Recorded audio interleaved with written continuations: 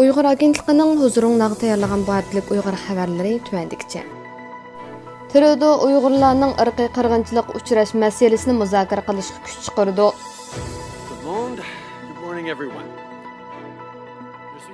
Fransiya ئاگېنتلىقىنىڭ Ottawadan xabar qilishicha, Kanada bosh ministri Trudo 16 fevral mundaq degan: Kanada xalqaro jamiyatdagi sheriklari bilan suhbatlashib, irqiy qirg'inchilik atalg'usining Xitoyning Uyg'urlarga tutgan muomalasiga mos keladigan kelmaydiganligini muayyanlashtirdi. Shu kundagi muxbirlarni kutib olish yig'inida u yana munolarni bildirgan. Men sizlarga shunday kepillik bera olmaymanki, Kanada bu ayblashlarga jiddiy qaraydi. Biz ittifoqdoshlar va xalqaro jamiyat bilan hamkorlashib, buning bir qism ishonchli kishilar va organlar tavsiya qilgan Uyg'urlar delosiga haqiqatan mos keladigan kelmaydiganligini aniqlaymiz.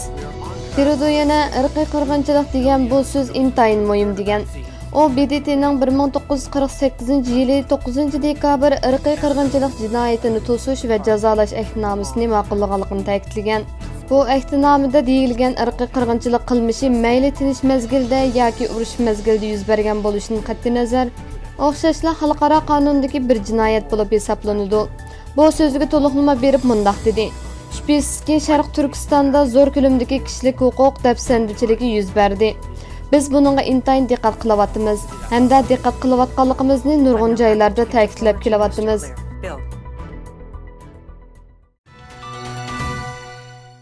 You just talked to China's president. Yes, for 2 hours. What about the Uyghurs? Baydinning irqiy qirg'inchilik to'g'risidagi mujimalliki. Xalqarалық obzorlar yarım aylık jurnalga 17 fevral Baydinning irqiy qirg'inchilik to'g'risidagi mujimalliki degan temada bir parcha obzor e'lon qilingan bo'lib, obzorda mundaq deyilgan: Prezident Baydin 16 fevral qatnashgan shahar ma'muriyati faoliyatida riyosatchilik qilayotgan CNNning muxbiri Andrew Cooperning savoliga duch kelgan. You just talked to China's president. Yes, for 2 hours. What about the Uyghurs? Andrew Cooper Baydinning oldingi hafta Xi Jinping bilan telefonda so'zlashganda kishilik huquq dafsandichiligini tilga almaganlik to'g'risida so'ragan bo'lib, Baydin Xi Jinpingning Uyg'urlarni shafqatsizlarcha bostirishiga oid bu masalaga bir mujmal javob qaytargan. Baydin Xitoy rahbarlarining dunyoga bo'lgan qarashi to'g'risida to'xtalganda, Culturally, there are different norms at each country, and their leaders are expected to follow. Her bir davlat va uning rahbarlarining bo'ysunadigan o'xshash bo'lmagan madaniyat o'lchamlari bor degan.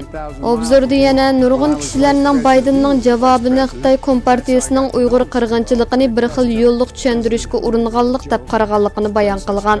Baydin 2020-yil avgustda Sharq Turkiston krizisini irqiy qirg'inchilik deb atagan edi. Baydin oxirida yana mundaq degan: Buning oqibati yaxshi bo'lmaydi, Xi buni biladi.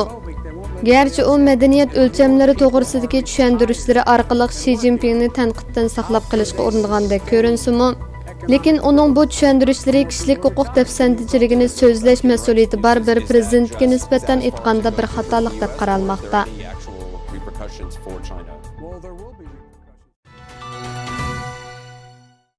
Baydin Uyghur qirg'inchiligini etirof qilishda ikkilanmasligi kerak. New York'ta nashrdan chiqadigan Amerika va Kanadada tarqatiladigan xabar ھەپتىلىكى jurnaliga 18 fevral Baydin Uyghur qirg'inchiligini etirof qilishda tavranmasligi kerak degan temada bir parcha maqola e'lon qilindi.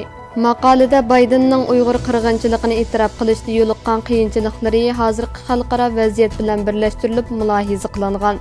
Maqolada mundaq deydi: Agar ayblanguvchi davlat bilan bo'lgan munosabat Amerika-Xitoy munosabatidek murakkab bo'lsa, irqiy qirg'inchilik deb jakarlash unchalik osonga to'xtamaydi.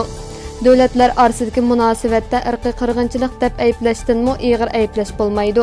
Bu atalg'uning axloqiy salmoqi aniqla davlatlar orasidagi munosabatni va diplomatiyaning yo'llarini buzadi. Maqolada yana Uyg'ur qirg'inchiligiga oid surat, video va hujjatli faktlarning allaqachon dunyoga oshkorlanganligi tilga ilingan. Maqolaning keyingi bo'ligida Uyg'ur qirg'inchiligini e'tirof qilishning ahamiyati va e'tirof qilmaslikning oqibatlari to'g'risida to'xtalib mundaq deyilgan: Agar Xitoyning irqiy qirg'inchilik qilayotganligi texnik keng e'tirof qilingan bo'lsa, Germaniya Xitoy mustabidlari bilan savdo kelishimi tuzishni xohlamdi yo'q, yoki Beijing BDTning kishilik huquq kengashi qatorliq ko'p taraflama organlarga g'albilik holda kiralamdi yo'q.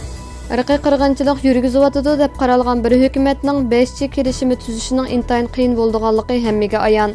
Agar Baydin hökumati Xitoyga qattiq tadbir elish va'dasida ching tursa, Xitoyga irqiy qirg'inchilik markasini chaplashdan sirt yana xalqaro jinoiy ishlar sudini Sharq Turkistonga munosabatli mas'uliyatini ado qilishga da'vat qila oladi.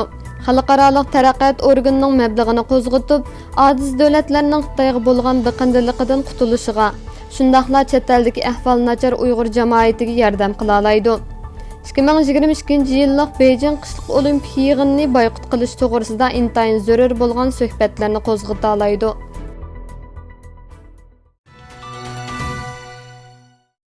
Kanada Xitoyga Uyg'ur irqiy qirg'inchiligi deb belga qo'yish to'g'risida munozara qiladi.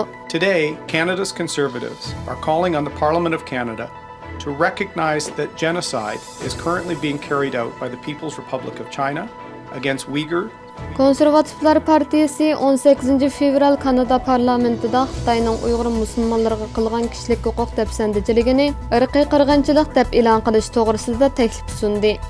Öktüçi Konservativlar partiyasining tashqi ishlar taqrizchisi Michael Chong mundaq dedi. Shubhisizki, Xitoy hukumatining harakati Uyg'urlarga qartilgan irqiy qirg'inchilikni shakllantirdi. 1 milliondan ortiq Uyg'urni Xitoy hukumati jazo lagerlarida tutib turmoqda.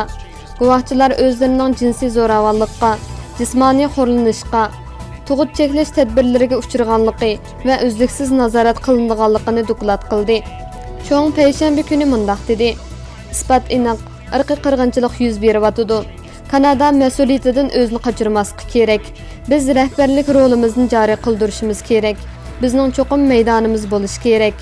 Boshqa siyosiy partiyalar bu taklifni qo'llagan bo'lib, agar ular Konservativlar partiyasiga qo'shilib qo'llab belat tashilsa, taklif o'tib ketadi.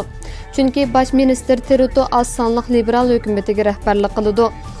Tashqi ishlar ministri Mark Karno payshanba kuni Uyg'urlarning xo'rlanishi kishini andishiga soldiganligini o'ttirg'a qo'ygan bo'lsa-mu, ammo u Kanadaning boshqa davlatlarning rasmiy qo'llashiga erishmay turib irqiy qirg'inchilik atalg'usini qo'llanishni xohlamadi. Mark Karno boshqa ittifoqdoshlarining qo'llashi bilan mustaqil tekshiruvchilarni lagerlarga avatib, bu dafsandichiliklarni o'z ko'zi bilan ko'rish va qayta doklad qilishni umid qilganligini bildirdi. Trudoning o'zi irqiy qirg'inchilikni intayin adolatsizlik atalg'usi bilan atagan. Trudo shundoq degan bo'lsa-mu, liberal partiya rahbarligidagi Avam palata komiteti Uyg'ur vaziyatini tekshirib, buning 1948-yildagi irqiy qirg'inchilikning oldini olish va jazolash aktnomasida bayon qilingan irqiy qirg'inchilikning aniqlamasiga mos kelganligini aytdi.